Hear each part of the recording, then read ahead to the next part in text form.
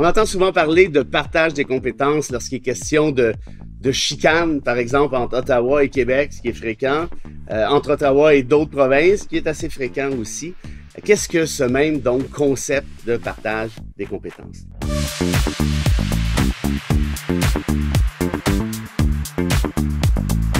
Le partage des compétences, c'est quoi? C'est essentiellement, en fait, la pierre angulaire d'un État fédéral. Un État fédéral comme le Canada, les États-Unis, l'Allemagne, par opposition à un État unitaire, par exemple la France, l'Italie. État unitaire, c'est-à-dire qu'on concentre, on centralise le pouvoir dans les mains d'un seul organe, alors que dans un État fédéral, on décide de partager ce pouvoir-là entre, par exemple, Ottawa et les provinces, Washington et les États, et ainsi de suite. Et comment on partage ces pouvoirs-là? Évidemment, tout dépend de l'État en question. Vous allez me dire, oui, OK, mais sur quelle base? Comment ça fonctionne? Pourquoi, en fait, on voudrait partager des pouvoirs? Est-ce que ce ne serait pas plus efficace, au contraire, d'avoir un seul palier législatif, un seul parlement, un seul gouvernement, versus une espèce de morcellement de compétences ou de juridictions?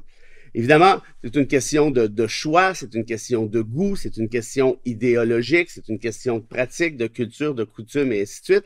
Mais l'idée même de l'État fédéral et donc du partage des compétences, c'est quoi? C'est de dire que dans certains États, en décentralisant donc certaines juridictions, on permettra, par exemple, la protection d'une certaine culture qui serait minoritaire autrement. La protection d'un droit comme le droit civil au Québec, par exemple. La question linguistique en est une autre illustration. On voit que ça se fait aussi en Suisse, en Belgique, qui sont considérés comme les deux États essentiellement les plus décentralisés. Et donc, pourquoi on agit de cette manière-là? C'est parce qu'on se dit, si on veut cohabiter, si toutes ces cultures-là, ces langues-là veulent cohabiter ensemble, c'est préférable de pouvoir permettre à certains groupes, par exemple minoritaires, de pouvoir protéger X, Y, Z. Ce que je viens de vous dire, par contre, ne s'applique pas systématiquement non plus. Quand on regarde aux États-Unis, où il y a très clairement une espèce de melting pot, on aime ou on n'aime pas, mais peu importe, il n'y a pas ce volet protection de culture comme on peut le voir, notamment, comme je l'expliquais, en Suisse ou en Belgique. Même chose en Allemagne, où la culture, évidemment, ça varie un peu de toute évidence, mais il y a quand même une culture allemande très, très forte. Alors, tout ça pour dire qu'il y a plus qu'une raison de vouloir adopter un régime fédéral. J'entends déjà la question, mais quel est l'avantage des États-Unis? Quel est l'avantage de l'Allemagne? Peut-être que cet avantage-là, ce serait de dire, dans certains États, même s'il n'y a pas une culture absolument distincte, on veut quand même permettre à certains regroupements d'individus, même si on ne peut pas les appeler peuple ou nation, de pouvoir se diriger eux-mêmes. On sait, entre autres exemples, qu'aux États-Unis, le droit à l'avortement, depuis le renversement de l'arrêt Roe contre Wade, a été décentralisé vers les États. Donc, ce sont ces mêmes États qui décident ce qu'ils vont faire en matière de droit à l'avortement et en matière de droit criminel, ce qui existe depuis toujours. Ce qui veut dire que vous passez d'un État à l'autre, vous n'aurez pas les mêmes dictats en matière de réglementation criminelle, en matière morale. On sait d'ailleurs, on y reviendra dans d'autres capsules, que depuis le renversement donc de Roe contre Wade, il y a une vingtaine d'États aux États-Unis qui interdisent ce même avortement à divers degrés, alors que d'autres, eux, le permettent de manière tout à fait complète, comme c'était le cas auparavant. Au Canada, si je reviens, évidemment qu'il y avait le volet culture, il y avait le volet langue, il y avait le volet droit civil, comme je le disais, ce qui n'empêche pas, par contre, que quand on a créé donc ce même Canada en 1867, on est allé d'un partage des compétences qui n'était pas absolument décentralisé non plus. Il y a plusieurs éléments qui achalent dans la loi constitutionnelle de 1867.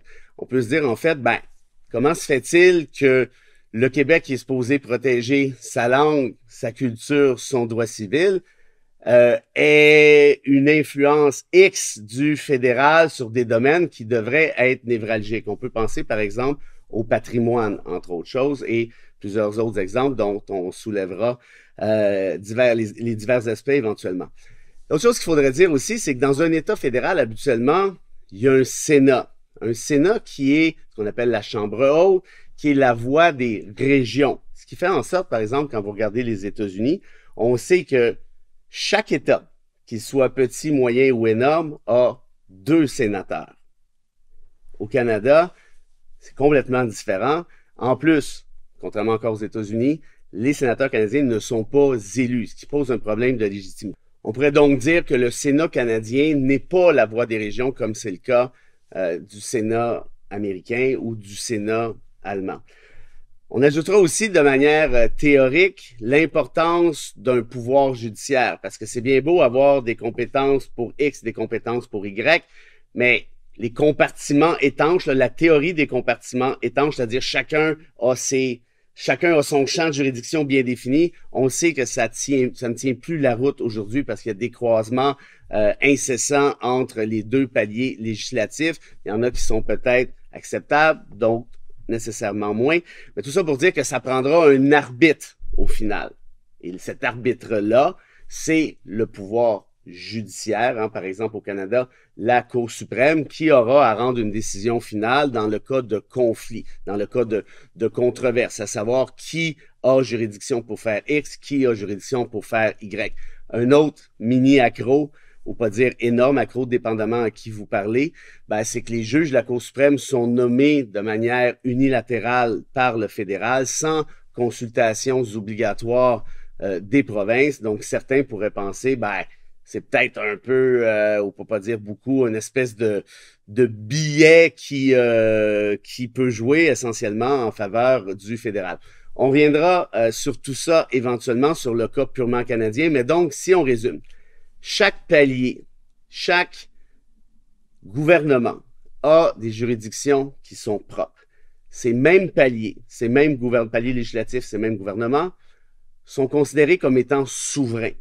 Je le répète, c'est important, ils sont souverains dans l'optique où ils ne sont pas assujettis les uns aux autres. Par exemple, Québec n'est pas assujetti à Ottawa. Je le disais tout à l'heure, il y a des accros qui viennent peut-être violer l'éthos du fédéralisme, de l'idée du fédéralisme, si je peux dire ça ainsi, mais reste que, en théorie, encore une fois, les provinces ne sont pas, je le répète, c'est bien important, assujetties à Ottawa. Elles sont considérées, en fait, tous ces pouvoirs sont considérés de manière équivalente, essentiellement. Donc, il n'y en a pas un qui est subordonné à l'autre. Autre élément qui est important lorsqu'on parle du fédéralisme, c'est que c'est bien beau être souverain dans ses champs de compétences, mais encore faut-il qu'il y ait de l'argent, encore faut-il qu'il y ait une possibilité pour ces paliers, pour ces ordres gouvernementaux, de prélever du fric. Parce que si vous n'avez pas cet argent-là, qui est le nerf de la guerre, ben vous ne pourrez pas exercer votre juridiction. Alors, c'est un peu ça, essentiellement. Donc, dans le cas du Canada, on a peut-être des accros. Dans le cas de d'autres États fédéraux, il y a des accros ici d'un autre ordre, nécessairement parce que chaque État fédéral se construit selon un contexte politique, une dynamique qui lui est particulière. Nous verrons lors de la prochaine capsule qu'est-ce qu'il en est de l'État canadien. Est-ce une fédération parfaite ou est-ce une fédération qui peut traîner de la patte de manière empirique et concrète? Salut!